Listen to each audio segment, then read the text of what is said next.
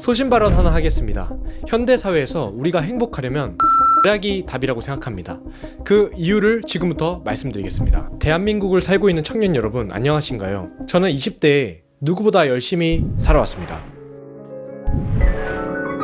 그런데 아무리 열심히 살아도 대체 저놈의 집은 언제 사는 건지, 내 연인은 대체 어디에 있는 건지 앞이 깜깜하더라고요. 누구는 부모님 잘 만나서 집도 받고 그 집은 계속 오르고, 누구는 예쁘고 잘생겨서 남들 골라서 사귀는데 나는 흔남해, 성격은 소심해가지고 여자랑 대화하면 얼굴 빨개지고 그래서 차이고, 아니 인생이 왜 이렇게 불공평한 거지? 고민을 하면서 지하 끝까지 갔다 왔습니다. 이 부조리한 세상을 대체 어떻게 살아야 할까? 정말 누구보다 고민을 많이 했다고 자부합니다. 유튜브 영상을 보면 월 1000만원 벌기, 1억 모으기, 20대의 자산 얼마, 물론 정말 멋지고 잘 만드신 영상이지만 제가 진짜 힘들고 지칠 때는 솔직히 그 내용이 잘 안 들어오더라고요. 뭔가 근본적인 내 안에 무엇을 고쳐야만 할 것 같은 느낌을 저는 지울 수가 없었습니다. 하지만 결국 저는 고민 끝에 답을 찾았습니다. 저는 이 세상의 본질을 알기 위해 다른 사람을 싹 다 지워버렸습니다. 부모님 집에서 나왔고 원룸으로 이사를 했습니다. 친구들도 아예 안 만났습니다.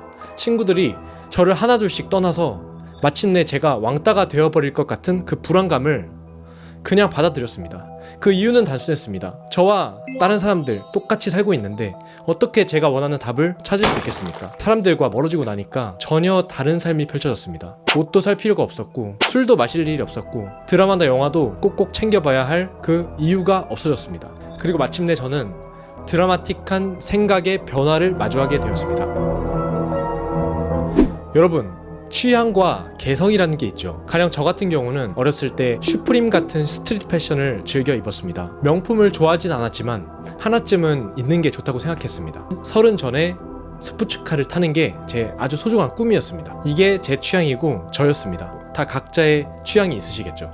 그런데 충격적인 사실이 여기에 숨어 있습니다. 나의 개성이라고 생각한 그 취향과 꿈이 세상에 의해 조작되고 유도됐다고 하면 여러분들은 믿으시겠습니까? 그래서 저희가 지금까지 이렇게 힘들게 살고 있다는 사실을요.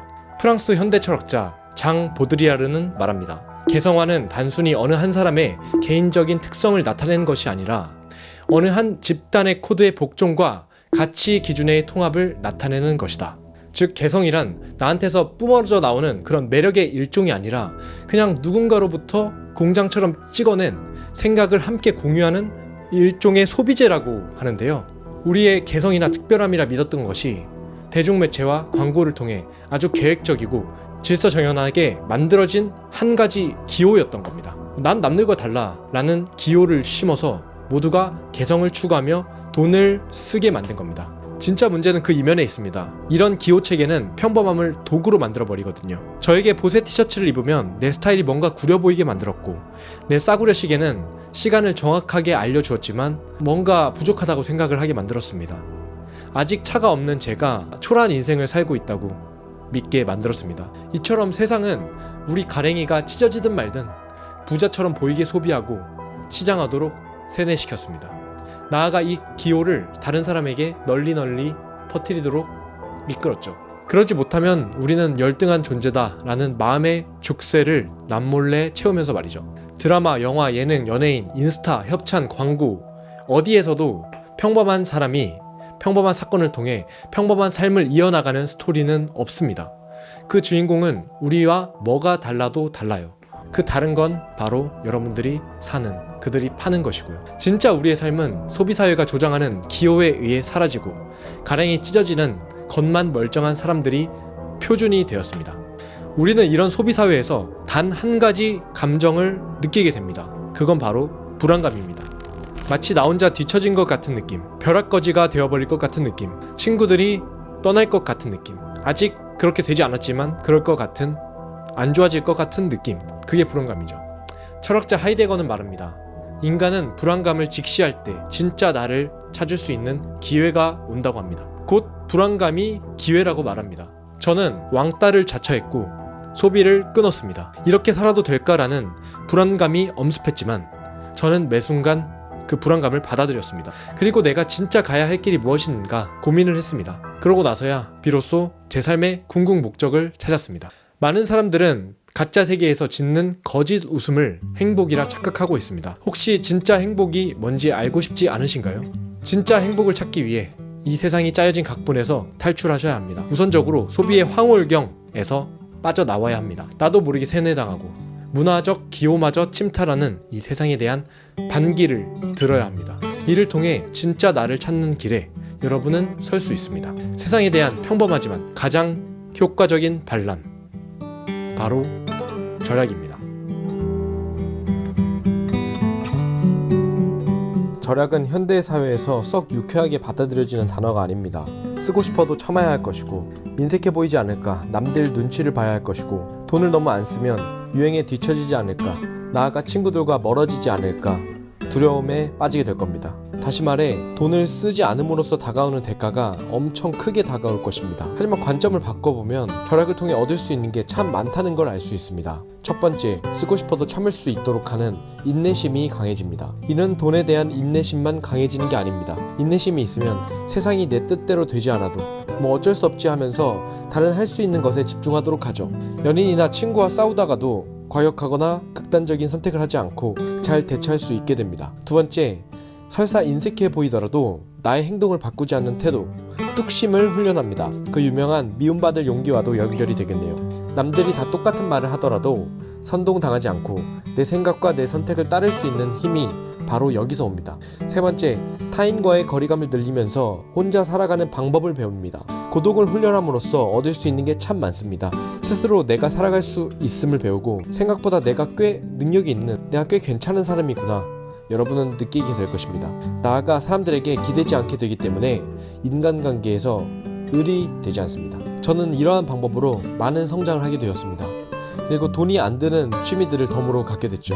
마라톤, 풀코스까지 완주했고요. 헬스, 저는 바디 프로필을 찍을 수 있었습니다. 그리고 드로잉 독학을 통해서 어느 정도의 소묘나 아이패드 드로잉, 일러스트 같은 그림을 그릴 수 있게 되었습니다. 피아노 독학을 통해서 한 10곡 정도의 곡을 혼자 연주할 수 있게 되었고요. 또 독서를 하면서 수백 권 이상의 책을 완독했습니다. 이런 취미는 결코 돈이 많이 들어가지 않습니다. 하지만 저는 그 이상으로 가치가 있다고 생각합니다.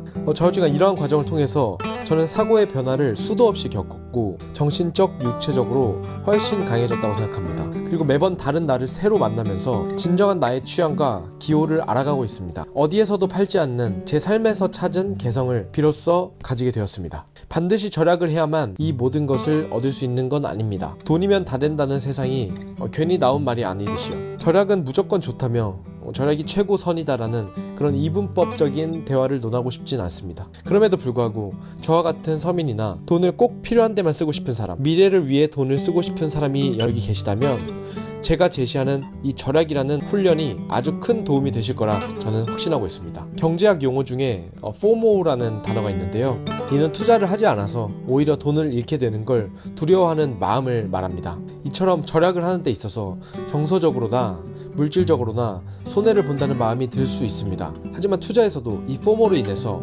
무리한 투자를 감행하다가 큰 손해를 보는 것처럼 여러분의 인생에서도 마음의 안정을 위해 가랭이 찢어지는 소비 생활을 영위하다가 돈을 잃고 소비 중독에 빠지지 않기를 경계해야 합니다. 이거 꽤 할만합니다. 소비를 참고 친구들과 멀어지는 게 너무 힘들고 외롭다면 저와 함께 소통해보는 건 어떨까요? 제가 가장 기다렸고 추구했던 인연들이 이러한 선택을 하는, 어찌 보면 사회에서 조금 동떨어져 있는, 느리게 가는 사람들이니까요. 저와 함께 소통하면서 함께 무럭무럭 성장하실 분들이 계시다면 구독과 좋아요 부탁드리고요. 과감한 댓글 그리고 자유로운 의견 부탁드립니다. 그럼 오늘 영상은 여기서 마치겠습니다. 여러분 시청해주셔서 정말 감사드립니다.